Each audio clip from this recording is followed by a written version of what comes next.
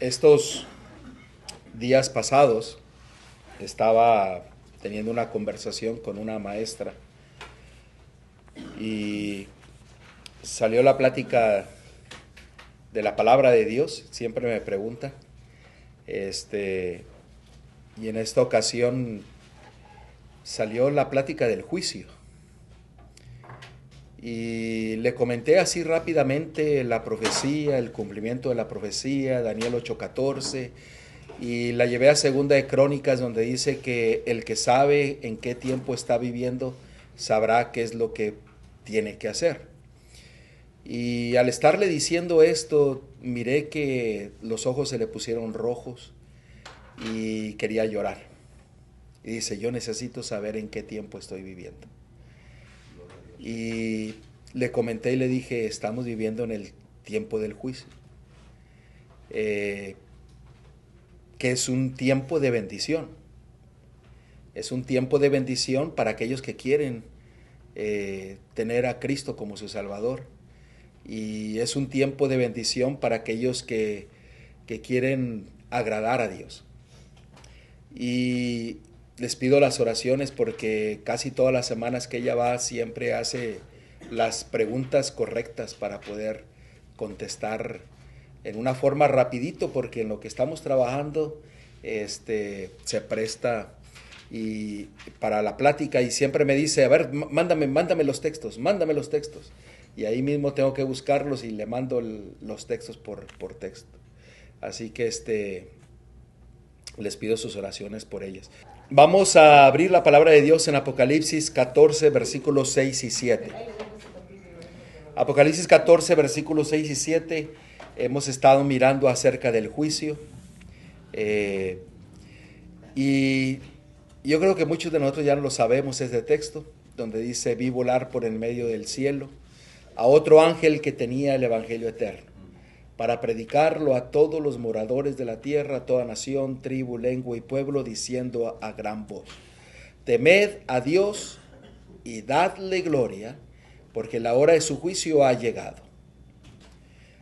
Y adorad a aquel que hizo el cielo y la tierra, el mar y las fuentes de las aguas. Estamos en el tiempo del día del juicio, en el tiempo del juicio, en el periodo del juicio, donde es un tiempo solemne, es un tiempo importante, es un tiempo donde cada uno de nosotros debiéramos de meditar en los tiempos de Dios para que nosotros nos podamos prepararnos.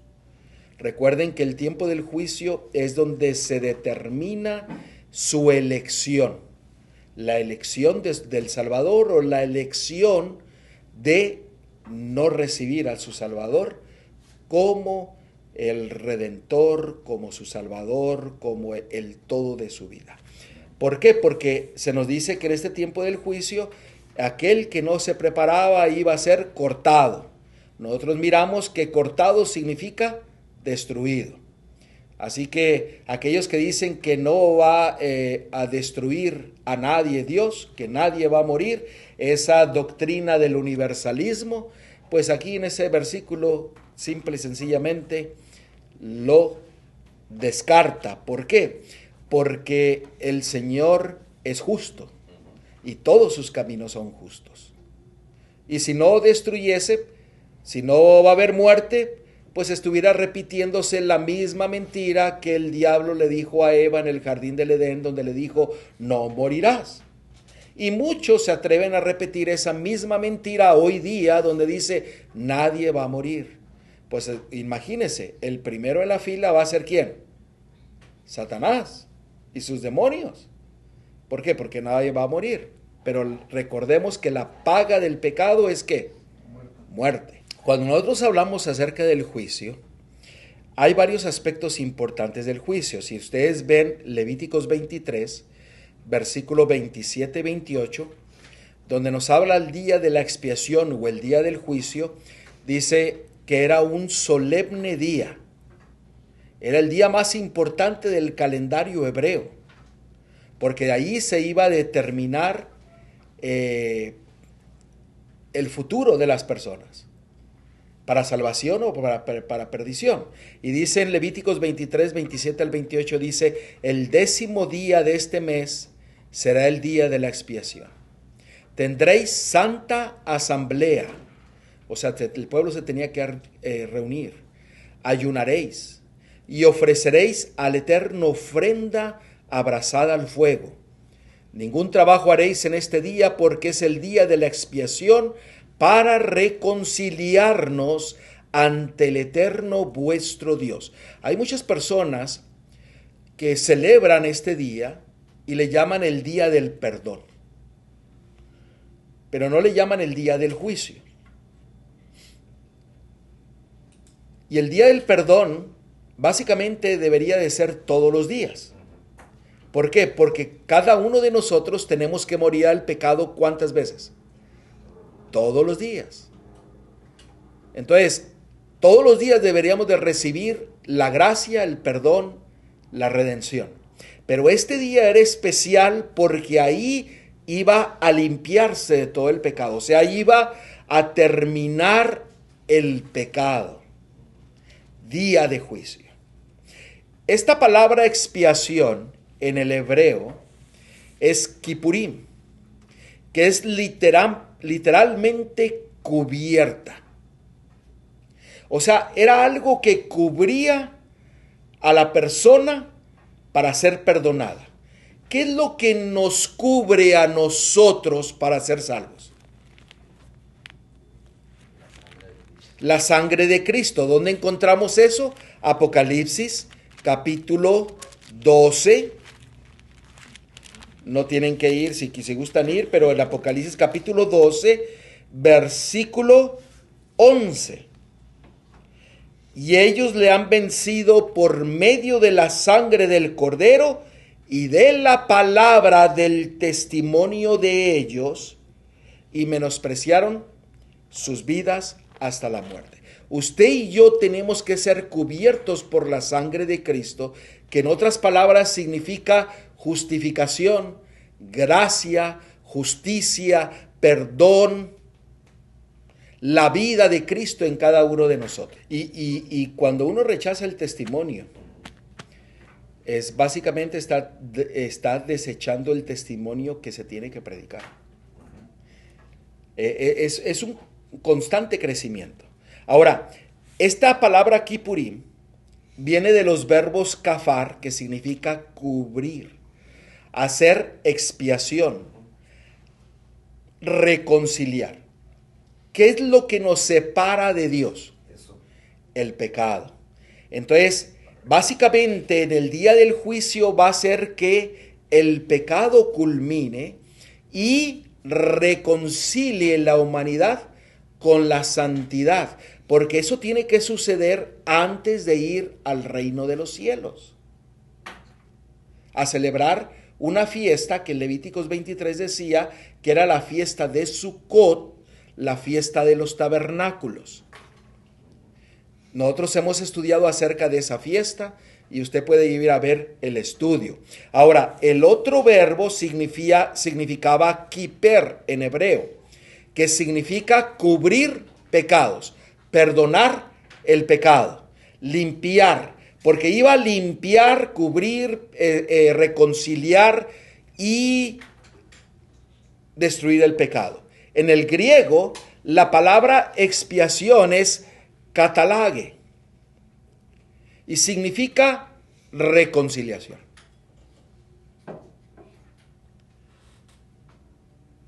O sea, básicamente era restablecer la armonía que se perdió en el huerto del Edén. Cuando el enemigo fue y les dijo, ustedes no van a morir, ustedes van a ser como Dios, como dioses. Y esa misma mentira se vuelve a repetir vez tras vez en el mundo cristiano y en la sociedad.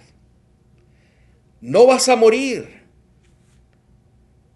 Y yo déjame decirte que no vas a morir si aceptas a Cristo como tu Salvador y te arrepientes y caminas el camino de tu Mesías, de tu Salvador, de tu Redentor. Pero si tú decides vivir una vida de pecado, pues la palabra de Dios dice, la paga del pecado es muerte.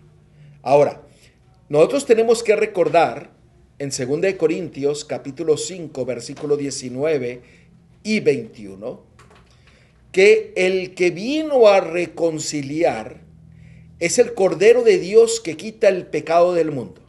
Acuérdense, la sangre del Cordero entraba hasta el lugar santísimo para expiar el santuario, el altar, la gente de las inmundicias, del pecado, de las rebeliones y de las iniquidades. Recuerden que Dios nos ha dado el libre albedrío y cada uno de nosotros vamos a tomar una decisión.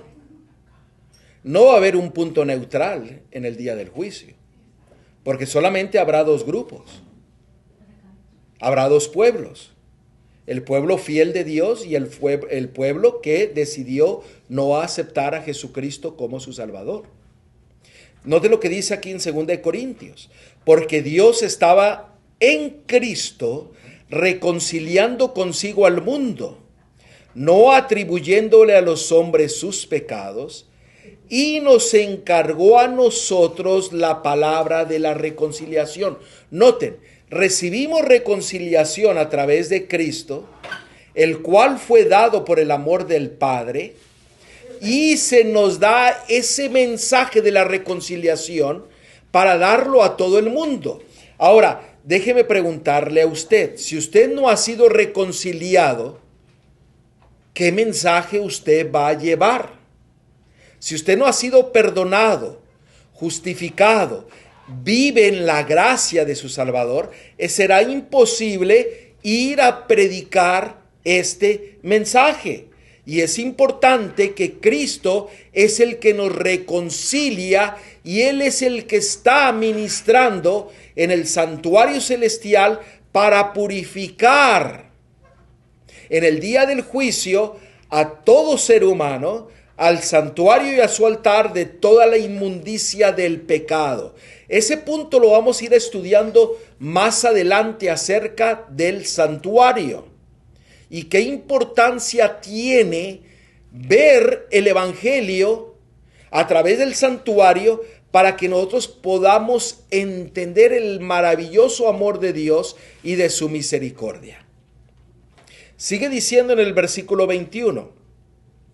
Al que no tenía pecado, Dios lo hizo pecado por nosotros. Noten, Cristo no podía pecar. El Padre permitió y lo hizo pecado por nosotros. Eso no quiere decir que Él pecó. Él llevó el pecado. Cristo no podía por sí mismo pecar. Pero el Padre permitió y lo hizo pecado para reconciliarnos. Este es bien profundo esto que estoy hablando. Y se los estoy diciendo para que usted lo estudie, lo medite. Noten lo que sigue diciendo. Para que nosotros seamos hechos justicia de Dios ¿en quién? En Cristo, en Él. Fíjense qué maravilloso es esto. Para que usted se haga justo. Para que cumpla la justicia de Dios en Cristo. Por eso usted y yo tenemos que experimentar la reconciliación, el arrepentimiento, el perdón, la gracia, la justicia, la reconciliación, la restauración que el cielo nos quiere brindar a través del amor del Padre que dio a su Hijo para que usted y yo no nos perdamos, sino que tengamos vida eterna. Ahora, cuando se menciona el juicio, la mayoría de las personas tienden a temer el juicio. A la gente no le gusta escuchar acerca del juicio. ¿Por qué? Porque el enemigo se ha encargado de ponerlo negativamente. Algo que no va a ser agradable. ¿Sí o no? Usted dígale a alguna persona que estamos en el día del juicio, ay no, qué miedo. Mejor no me hable. porque nadie quiere presentarse ante el juez para recibir sentencia. Pero la palabra de Dios nos muestra que va a haber un tiempo donde va a haber castigo. Porque muchos dicen, es que lo que significa el juicio, muchos piensan que solamente se basa en castigo, la sentencia.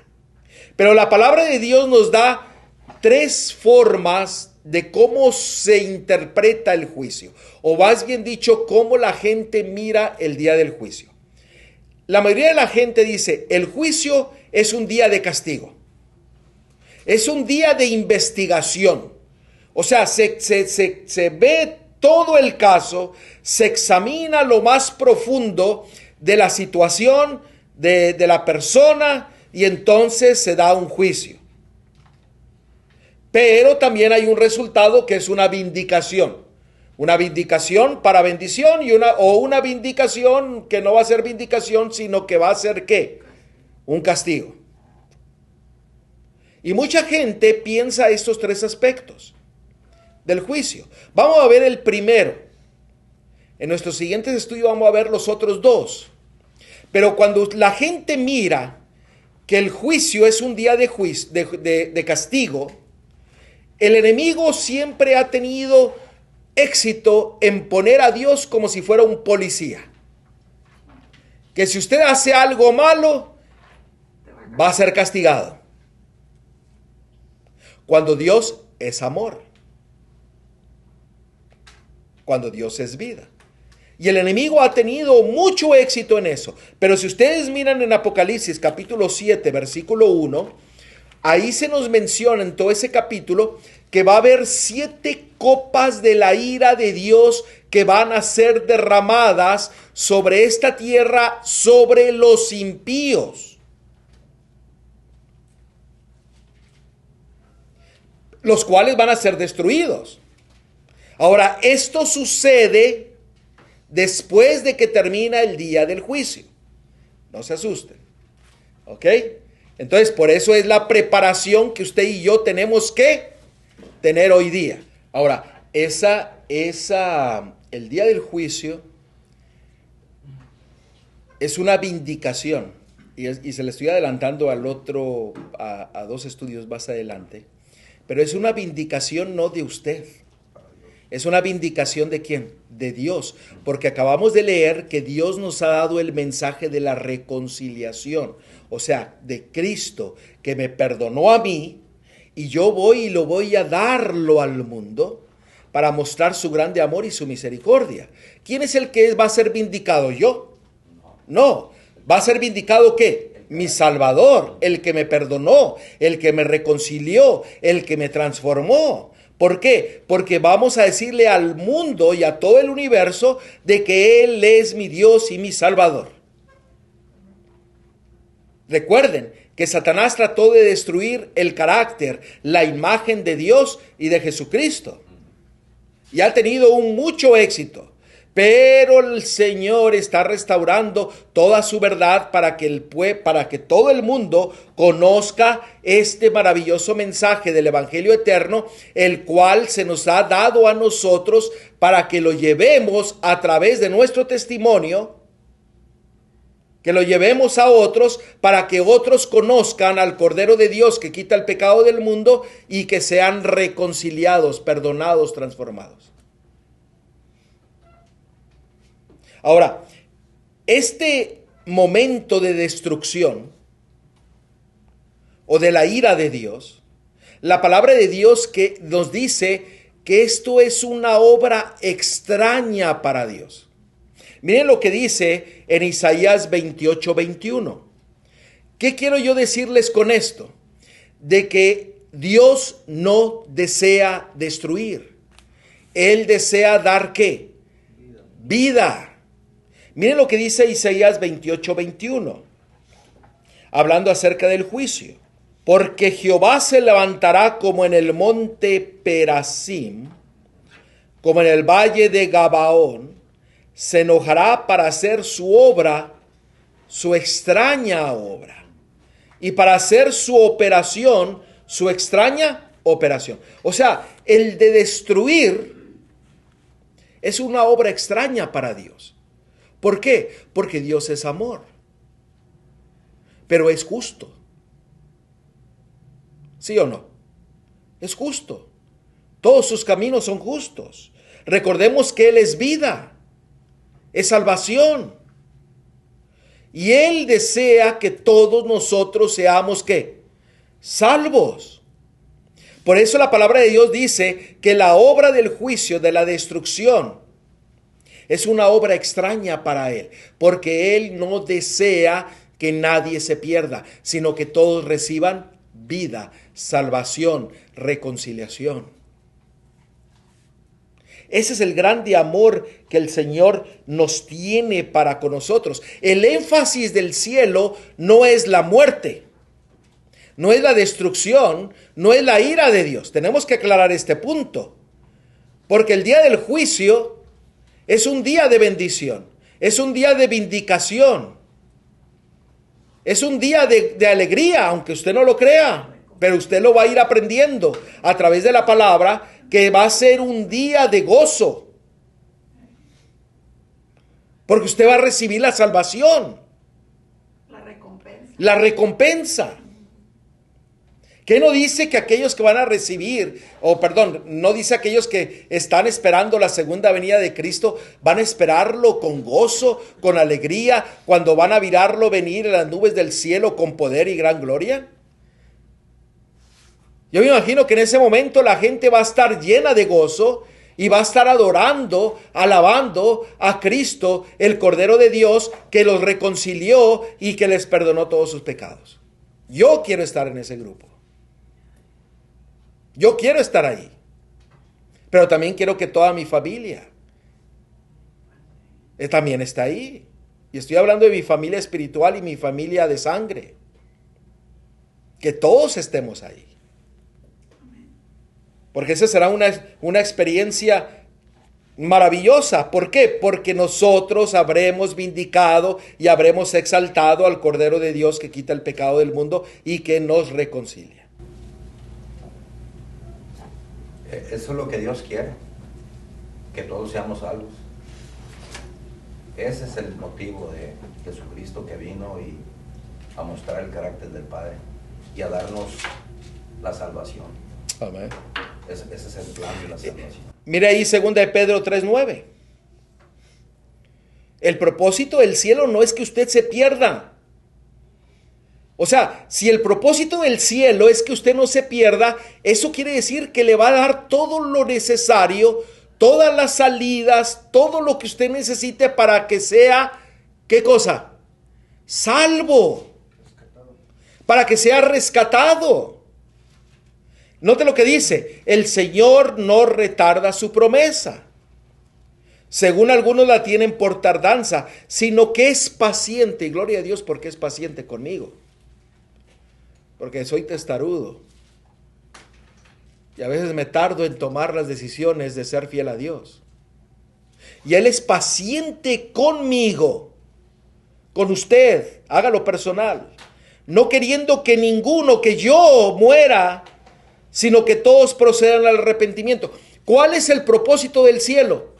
Vida, salvación, reconciliación, restauración. Y ese es el propósito del cielo, que seamos salvos, sanados, rescatados. Miren, ahí Deuteronomio 30:19. ¿Quieres hacer una pregunta? No, un comentario, hermano. Sí, adelante. Ahora sí lo vemos, la palabra paciente, por lo que refiere el versículo de Pedro 3:9, ¿verdad? Que dice que el Señor es paciente para con nosotros. Derivado de paciencia, encontramos también un sinónimo como tolerante. Y esa tolerancia que nos está teniendo, precisamente lo dice la Escritura, ¿verdad? Es porque nos está dando aún el tiempo para que nosotros nos amanezca, ¿verdad? Y nos como que no sé, yo digo, nos cae el 20, ¿no? De lo que el Señor nos está dando, esa oportunidad. Por eso mismo como decía la semana pasada hermano Manuelito, ¿verdad? Gloria a Dios que a nosotros nos lo ha revelado para que ahora nosotros seamos esos portavoces. Y vamos a ver el por qué. Vamos a ver si el Espíritu Santo nos dice por qué no nos cae a veces el 20. Miren, Deuteronomio 30, 19. Vamos a ver más adelantito. Deuteronomio 30, 19.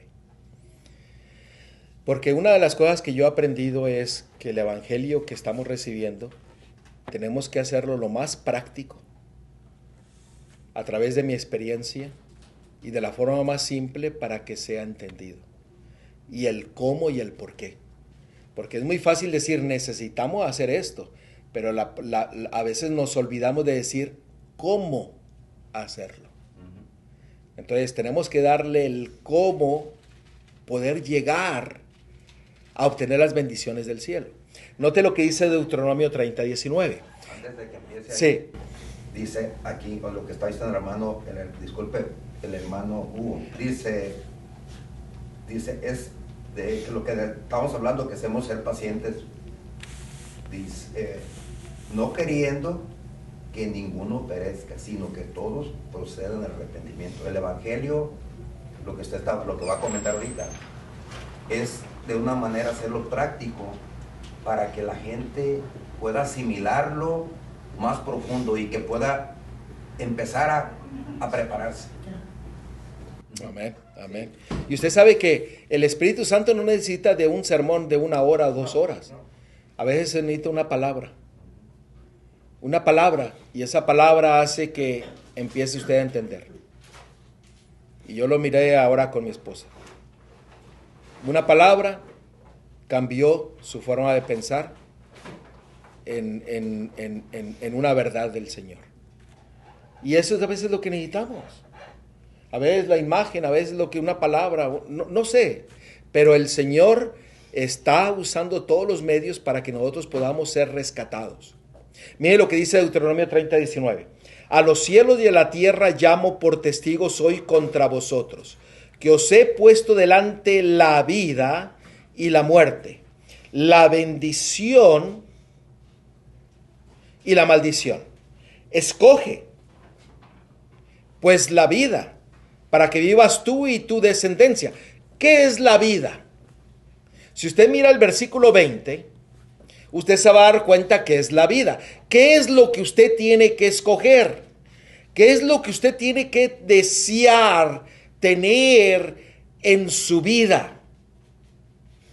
Porque es una cosa decir, es que hay que tener la vida. Pero ¿qué es la vida? ¿Qué es lo que yo tengo que desear? Miren el versículo 20. Amando a Jehová tu Dios, atendiendo a su voz y siguiéndolo a Él, porque Él es vida para ti. Noten, usted tiene que aprender de Él, tiene que seguirlo y tiene que amarlo. Amarlo significa obedecer,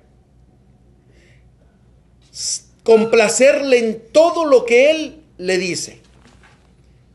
Cuando usted ama a una persona, usted respeta y usted hace lo mejor para esa persona. Quiere agradar a esa persona, pero usted tiene que irlo ¿qué? Conociendo. Por eso dice, hay que entenderlo, hay que conocerlo, hay que distinguir su voz. Y la palabra conocer es mucho más para adentro todavía, porque dice que Dios pone la relación es de un matrimonio entre dos personas. Y conocer a una persona es cuando tú ya la conociste en todos los sentidos. Así es. Si nosotros no tenemos ese conocimiento con Dios, no tenemos una experiencia personal, podemos hablar y decir, pero dentro de nuestro corazón hay algo que tenemos que amasar. Y noten, dice aquí, atendiendo a su voz, siguiéndole a Él, o sea, quiere decir viviendo lo que Él está hablándole, y porque Él es vida para ti y prolongación de tus días. O sea, usted tiene la vida y usted va a vivir mejor y más largamente. Amén. Eso es lo que dice la Biblia. Dice el quinto mandamiento. Ahora, ¿cuál es el propósito del cielo? ¿Que usted viva muchos años aquí en la tierra? No. El propósito del cielo es que usted viva por toda la eternidad. ¿Me están siguiendo? ¿Por qué? Porque usted tiene la vida. Y sigue diciendo, a fin de que habites sobre la tierra que juró Jehová a tus padres, Abraham, Isaac y Jacob, que les había de dar. Hebreos capítulo 11 dice que todos ellos tenían la vista ¿en dónde? No aquí en la tierra, sino en las celestiales. Ahora, ¿qué sucede cuando usted rechaza a la vida? Cuando usted rechaza a Dios, usted está rechazando la vida.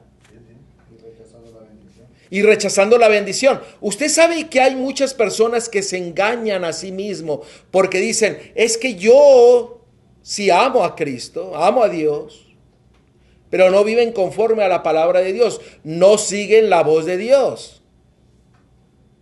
No le siguen y no le aman. Miren ahí en Proverbios capítulo 8, versículo 36. Note lo que sucede. A veces rechazamos la vida y a veces nos ponemos en una situación en la que nos engañamos a nosotros mismos. Pero noten este versículo es poderoso que debería de movernos a cada uno de nosotros para que nosotros vayamos a ser reconciliados, a arrepentirnos y ser perdonados. Miren lo que dice, mas el que peca contra mí defrauda ¿qué? Su alma. O sea, cuando usted peca, usted se está defraudando a usted mismo, se está engañando, se está maltratando, se está dañando a usted mismo. Y es que si rechazamos a Dios, que es la vida, ¿qué es lo que queremos? La muerte. En pocas palabras. Ahora, fíjense la segunda parte de este versículo. Todos los que me aborrecen, ¿aman qué? La muerte. O sea, el que rechaza a Dios, rechaza la vida. Y si usted está rechazando a Dios, está rechazando la vida, usted está amando ¿qué? La muerte. Son palabras duras. O sea, si usted no escucha la voz, sigue la voz, ama a su Dios, usted está rechazando a Dios. Y está amando a la muerte. Aunque usted diga, yo amo a Dios. Aunque usted lo diga de los labios hacia afuera. Pero usted tiene que tener la vida en usted mismo. La vida de Dios en el alma de usted y de mí es la única esperanza que yo puedo tener. Esa es la única esperanza que usted y yo podemos tener. Mire Romanos 5:10. Sí, hermano.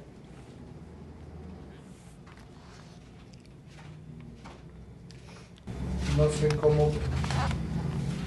cómo preguntarlo para que no suene, perdón, la palabra, una pregunta tonta.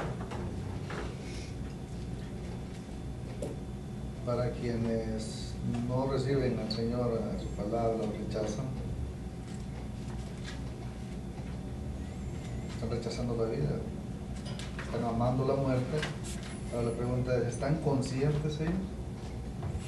¿Están deseando la muerte? Por eso decía que no sé cómo preguntarlo, porque no quiero que suene como una pregunta tonta, porque en realidad... ¿Quién es el que nos redarguye todos los días a cada uno de nosotros? El Espíritu Santo. Dice, el Espíritu Santo nos lleva al conocimiento de ¿qué? Del pecado. De justicia, gracia, perdón y de juicio. Cuando el Espíritu Santo trabaja en usted, y lo dice la palabra de Dios, de que Él se va a encargar de redarguir los corazones para que se den cuenta de que son pecadores. Esa no es mi obra. Yo no puedo señalarlo a usted y decirle, usted es pecador, usted es esto, usted es aquello, usted está perdido. porque Dios nos libre de levantar juicio contra una persona y llevar a la destrucción a esa persona a veces con nuestras palabras. Pero el Espíritu Santo redarguye nuestro corazón. Y nosotros leímos ahí en 2 de Corintios capítulo 5, versículo 19 y el 21, dice que Dios a través de su Hijo estaba reconciliándonos a nosotros para que nosotros experimentemos la reconciliación, la transformación, para que nosotros seamos transformados y llevar ese mismo testimonio a las demás personas. Ahora, ¿quién es el que nos da el arrepentimiento? ¿Quién es el que nos lleva a darnos cuenta de que la gran necesidad que tenemos de ir a buscar la vida? Él mismo.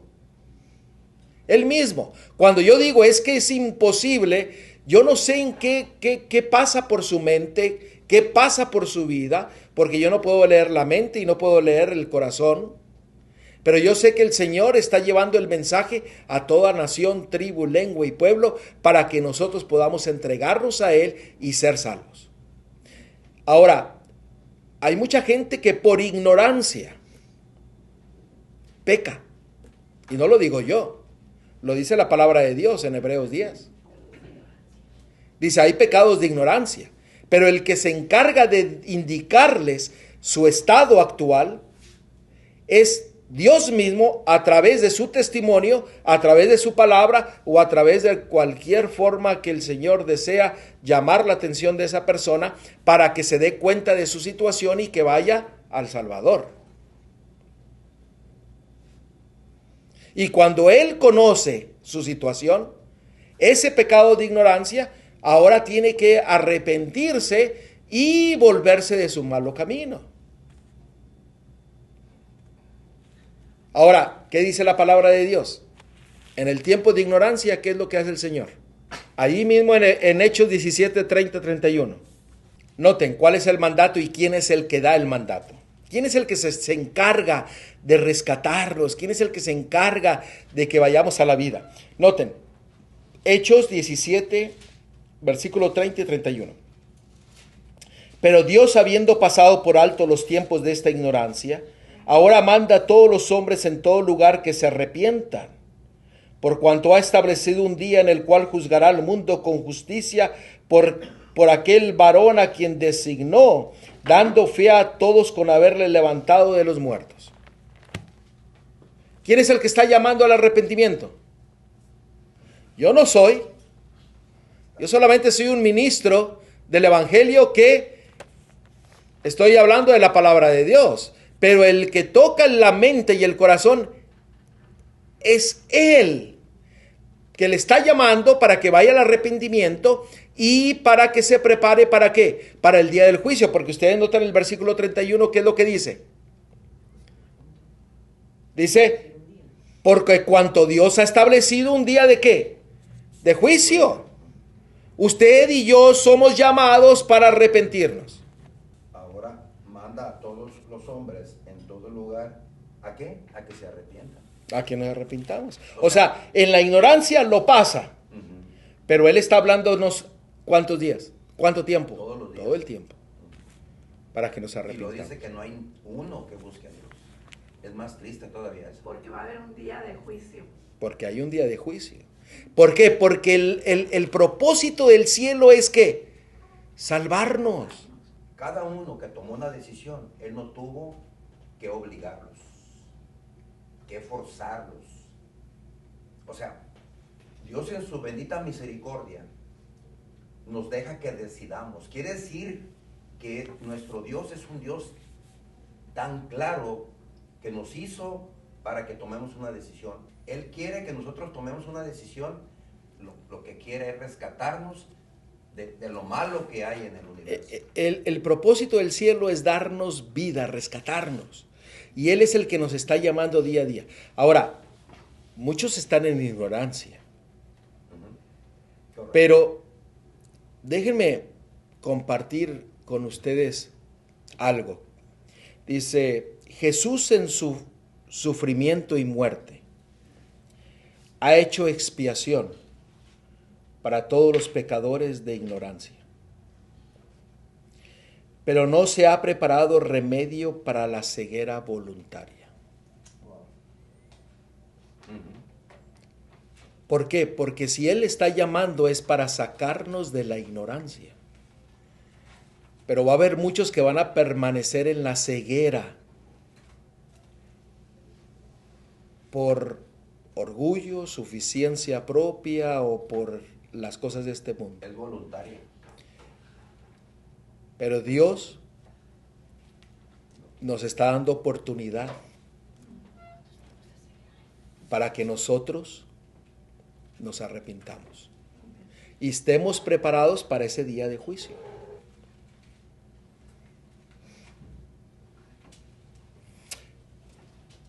Romanos 5:10. Porque nosotros tenemos que escoger la vida para ser salvos. Necesitamos la vida que el Señor nos está dando. Dice, porque si siendo enemigos fuimos reconciliados con Dios por la muerte de su Hijo, mucho más estando reconciliados seremos salvos por su vida. ¿Qué significa esto de ser salvo por su vida? Veamos la respuesta en otro pasaje en 2 de Corintios, capítulo 4, versículo 10 al 11.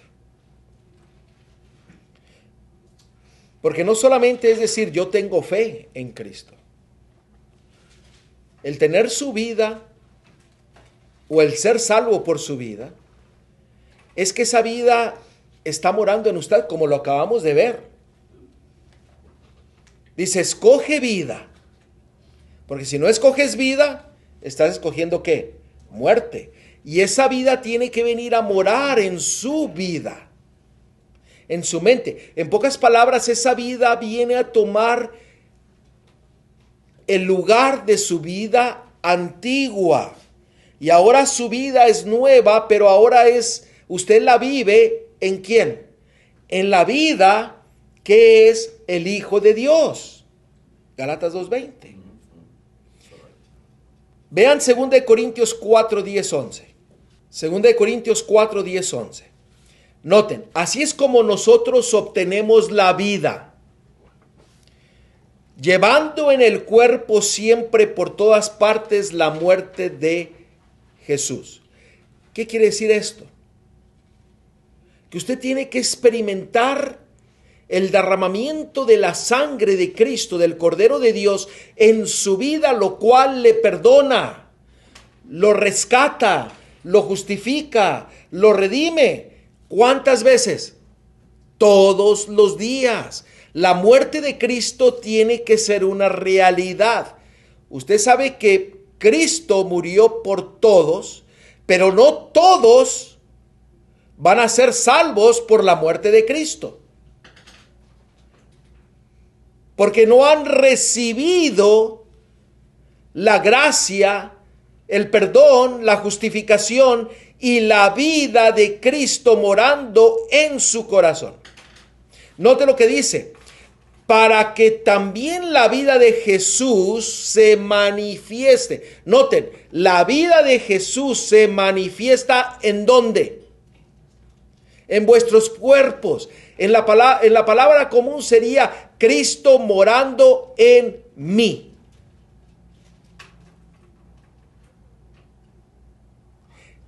Porque nosotros que vivimos siempre estamos entregados a muerte por causa de Jesús. ¿Qué quiere decir esto? Que usted tiene que morir al yo, tiene que morir al egoísmo, para que ahora la vida que es Cristo venga y more en su ser todos los días.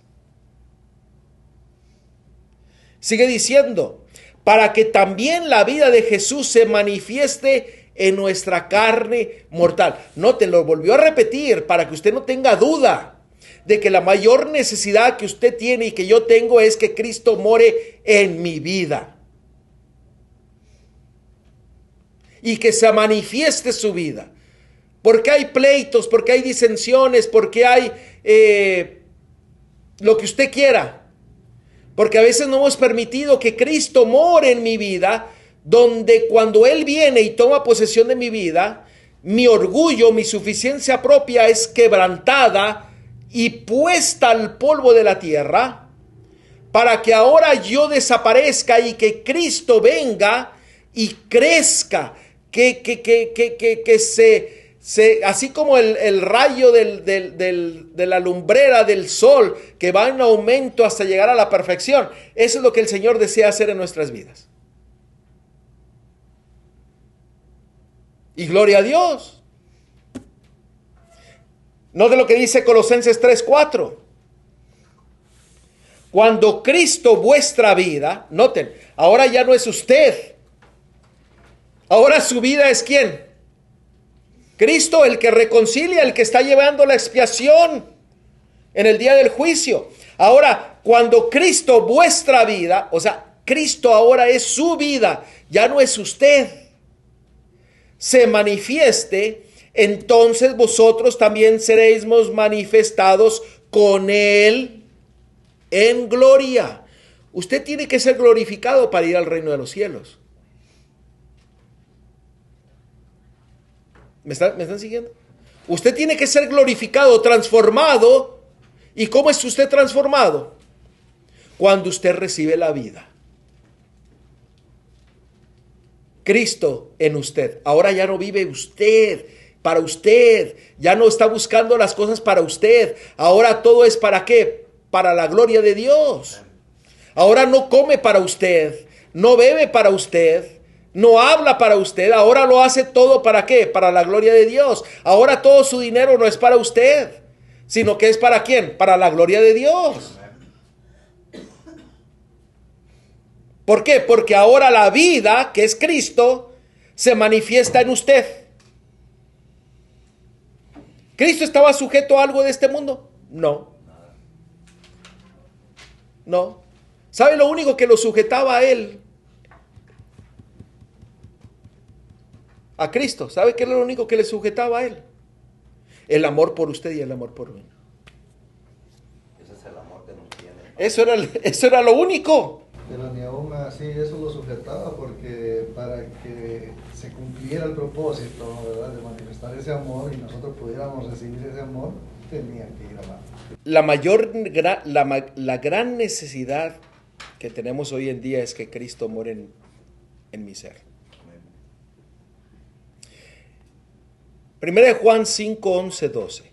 Y este es el testimonio que Dios nos ha dado, vida eterna. Y esta vida está ¿en quién?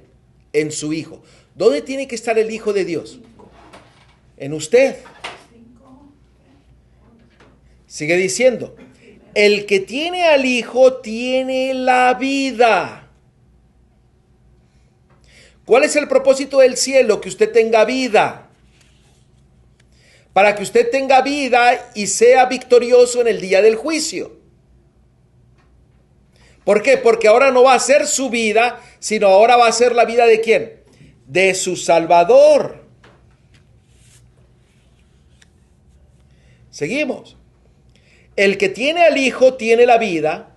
El que no tiene al Hijo de Dios no tiene la vida.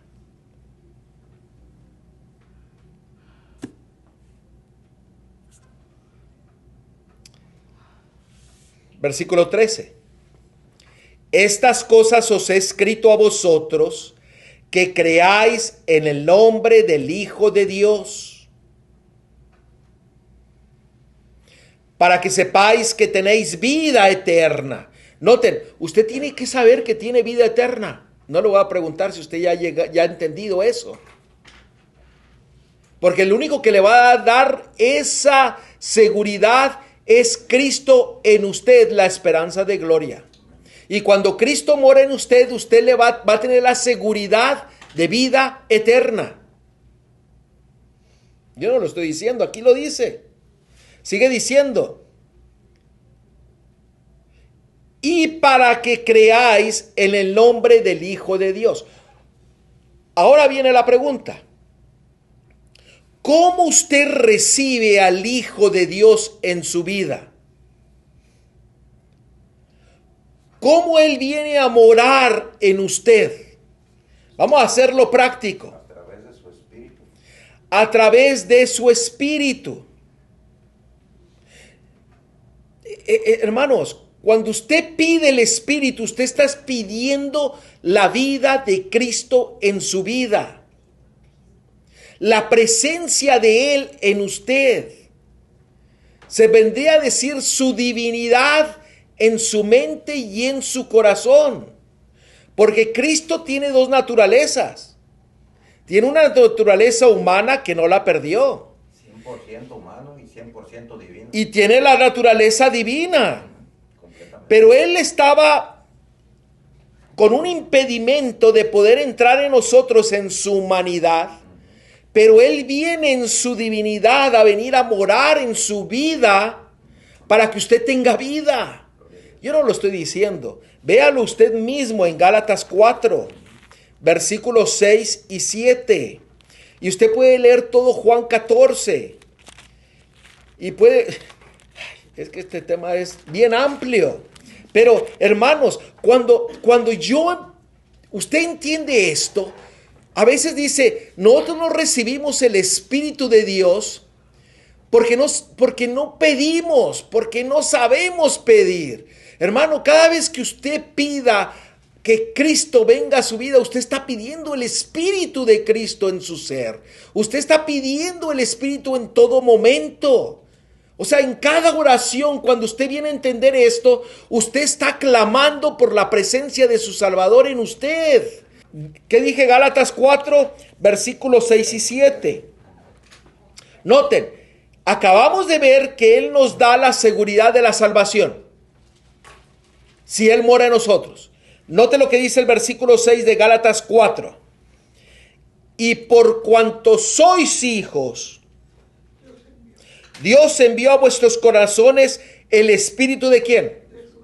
De su Hijo. Noten, estoy hablando en profecía, en simbolismo, en parábola. ¿Está claro de lo que nos está diciendo la palabra de Dios? Vea también Juan 14. Dice, y por cuanto sois hijos, usted tiene la seguridad de la salvación, de la vida en Cristo Jesús que mora en usted. Dice, ahora usted tiene la seguridad. Dios envió a vuestros corazones el Espíritu de su Hijo, el cual clama, Abba, Padre. Noten el versículo 7. Cuando eso sucede, cuando el Espíritu de Cristo, el Espíritu mora en usted, note el versículo 7, mire qué maravilloso es el amor y la misericordia y la gracia de Dios. Así que ya no eres esclavo. ¿Esclavo de qué? Del pecado. Ahora, ¿por qué? Porque ahora Cristo vive en usted. La vida no es suya, ahora es la vida de Cristo en usted. Y lo vuelvo a repetir, Gálatas 2:20. Sino hijo, y si hijo, también heredero de Dios por medio de Cristo. ¿Por qué? Porque ahora Cristo mora en usted. Colosenses 1:27, ¿qué es lo que nos dice? Y esta es la esperanza de gloria. ¿Cristo en qué? En vosotros. Hermanos, cuando Cristo viene a morar en usted, el Señor le da toda la plenitud de Dios en su vida. Ahí lo está diciendo, yo no lo estoy, o sea, el Señor dice, usted va a ser heredero de todo lo que Cristo recibió. Miren lo que dice Colosenses 2:6, solamente para poder reafirmar este punto. Apunte Juan 14 y léalo, estúdielo, pídale al Señor que le dé el entendimiento. En Colosenses, usted lea todo el capítulo 2 de Colosenses y el 3, lea todo el libro de Colosenses, no es muy grande. Pero fíjense Colosenses 2:6, por tanto, de la manera que habéis recibido al Señor Jesucristo, andad en Él. ¿Cómo usted lo recibe? Note el versículo 9. ¿Por qué? Porque si usted recibe a Cristo, dice, porque en Él habita corporalmente toda la plenitud de la deidad. En pocas palabras, cuando Cristo mora en usted a través del Espíritu de Él, de Cristo, del Hijo de Dios, usted obtiene todas las bendiciones, todas, y lo vuelvo a repetir, todas las bendiciones de Dios. Toda la plenitud de Dios. Hermano, así que cuando usted entiende esto, ahora cada oración, usted está pidiendo la presencia de Cristo en su vida. Cada vez que usted termina una oración y en el nombre de Cristo Jesús te lo pedimos, usted está pidiendo la presencia de Cristo en su vida y está confiando en Él. ¿Por qué? Porque Él es el que ahora vive en usted y ahora lo que usted vive, lo vive en Él.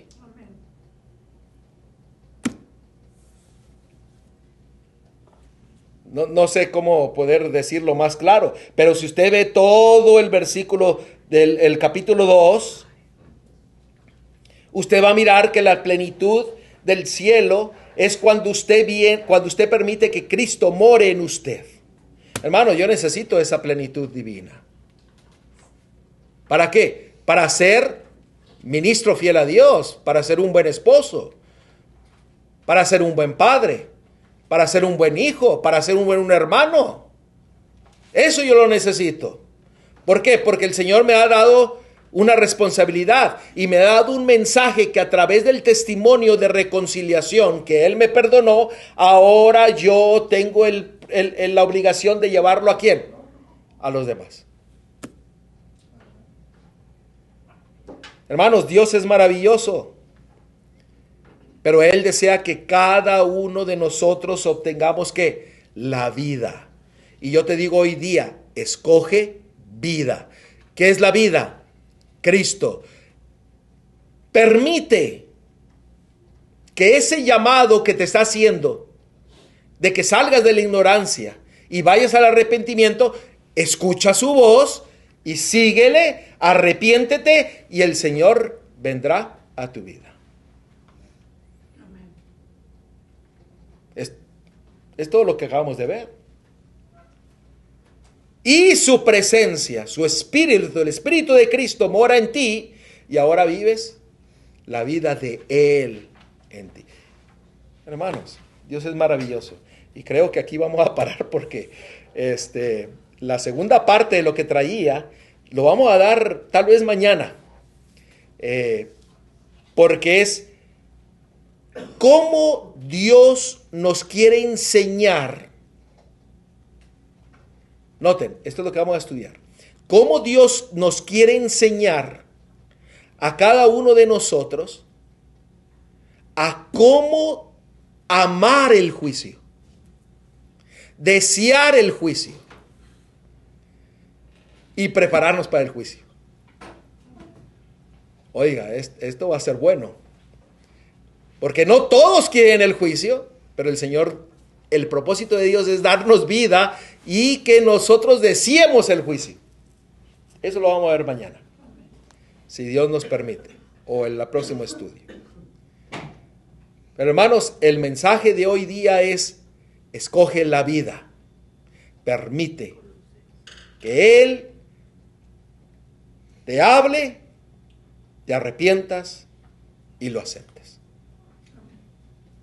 Y Él cumplirá su promesa, porque el Señor dice que Él dará el Espíritu de su Hijo y proclamaremos nosotros junto con Él, Abba, Padre, porque somos ahora hijos coherederos de la vida de la salvación. Querido Padre, Señor, que seas en la altura de los cielos, alabado y glorificado sea tu santo nombre, oh Dios.